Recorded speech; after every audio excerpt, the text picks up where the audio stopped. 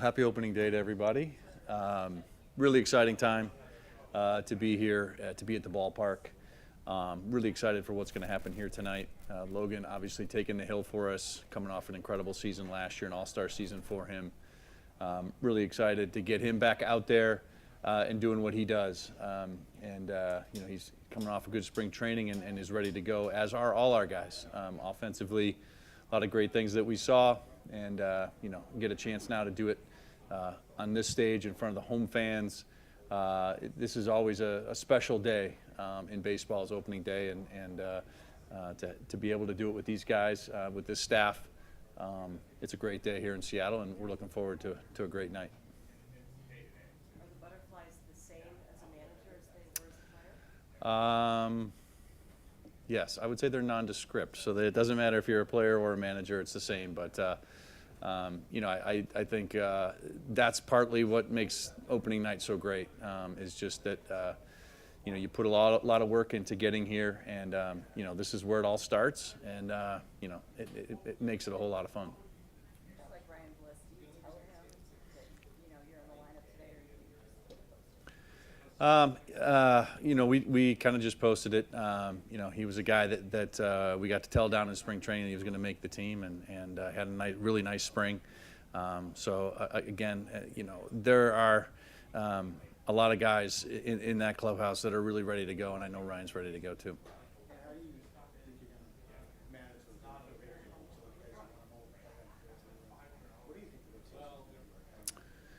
Yeah, I mean, we're going to kind of just see how it goes as we go, and we do have a lot of guys that we talked about that a lot in spring training, is having some interchangeable parts, some versatility on the infield,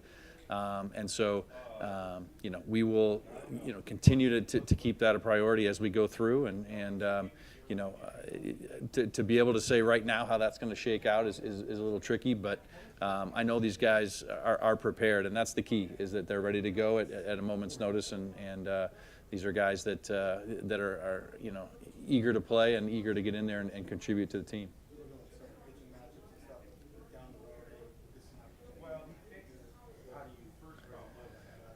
Yeah, I mean, it's all of that. It'll be all of that. It's going to be things that we'll look at. Injuries pop up from time to time. We'll have to deal with that too. So, late inning situations, we'll just see how it all shakes out and how it all stacks out. But it's a luxury as a manager to have that kind of flexibility and guys that are able to do it as well as these guys are.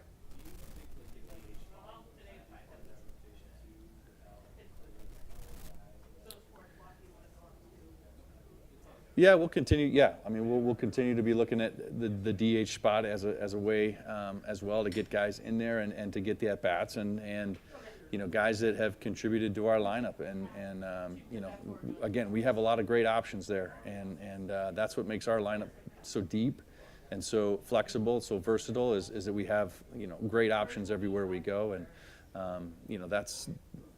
that's on us to put the right guys in at the right time and put them in positions to succeed and help this team succeed on the field. And what went into that decision to have Randy start at DH today and I mean, both these guys, obviously have played first base in spring, and Luke has done a great job along with Rowdy. It's just kind of where it landed today in terms of that. Again, it's flexible, it's versatile. This is one lineup out of many, out of 162 that we'll see, and there's going to be a lot of variation in them. But tonight is Rowdy's night to play first, and Rayleigh will be the DH, and the bottom line is, getting good ABs from every one of our guys in that lineup.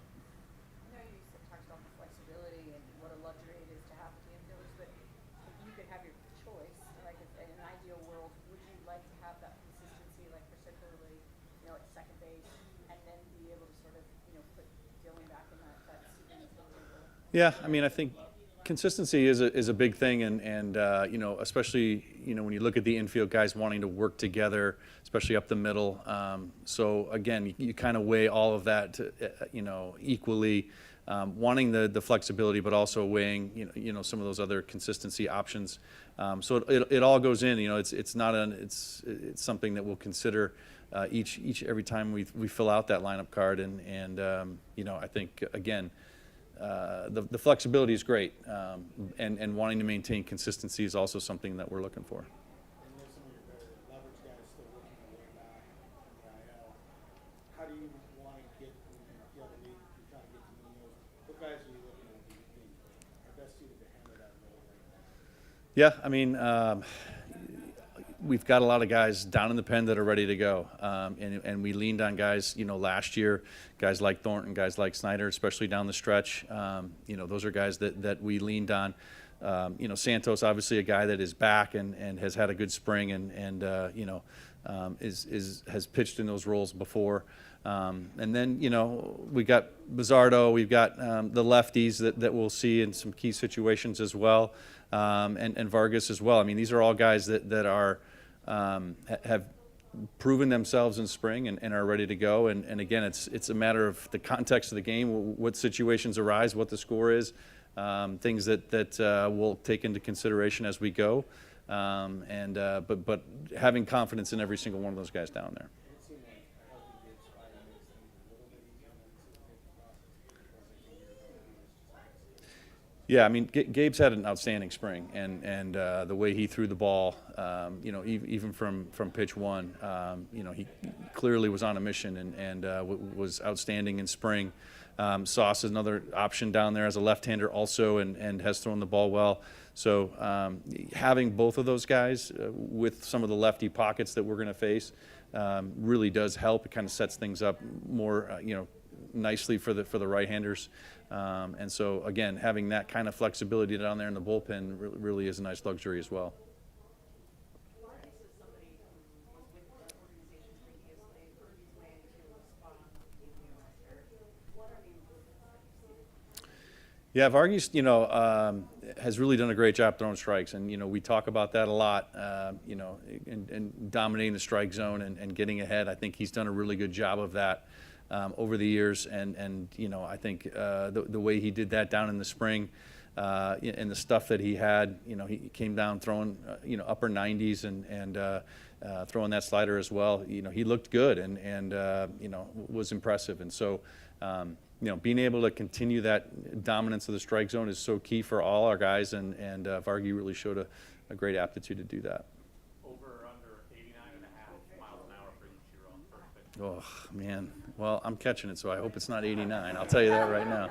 But it's going to be up there, I'm sure. But it's quite an honor to be out there with Ichi, and what a great honor for him this year, going in to Cooperstown and then having his number retired here. Just a class act all the way through and through, and what he has contributed to this organization over the years and still continues to contribute to the organization. It's an honor to be out there with him, but what a great year it's going to be for him.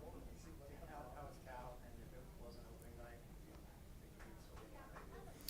Oh yeah, I mean, Cal's a gamer, and he's in there and ready to go. I don't know what would keep him down from an opening night, to be honest with you.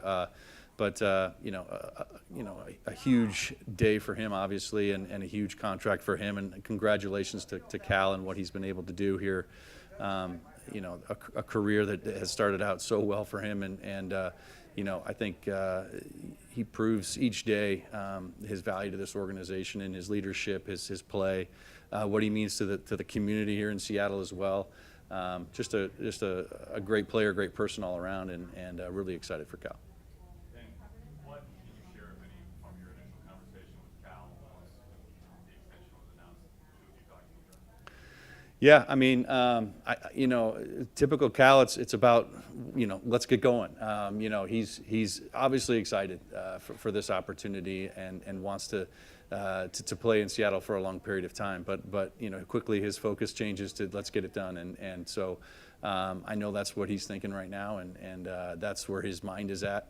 It's time to go play, and that's where that's where he's going to be out there tonight. That's where his mind's at. But for you, do you ever allow yourself to take a moment and kind of think about the journey that when you have kind of been with him ever since you were looking at tape with him in Florida State, right? Like in some form or another, you two have been joined, and now, of course, in the ultimate fashion. Is that kind of bizarre for you to think about a little bit? I mean, it is. I think Cal. I think from the beginning was a guy that we knew had something special, and looked at the game a little bit differently.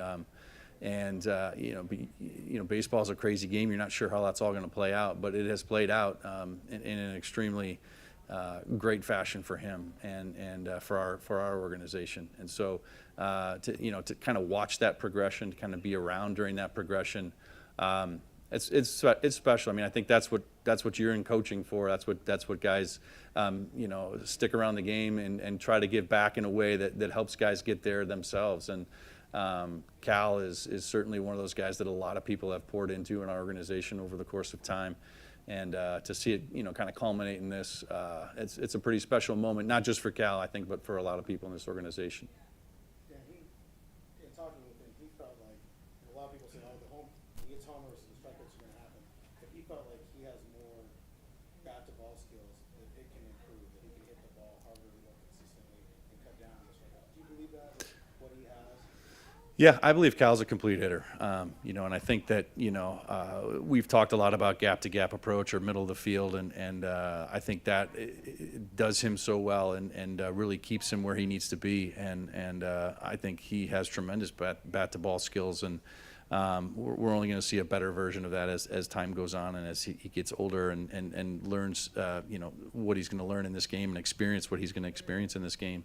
And so I just continue to look forward to seeing his development, and as he gets more and more comfortable in this league, what that's going to look like.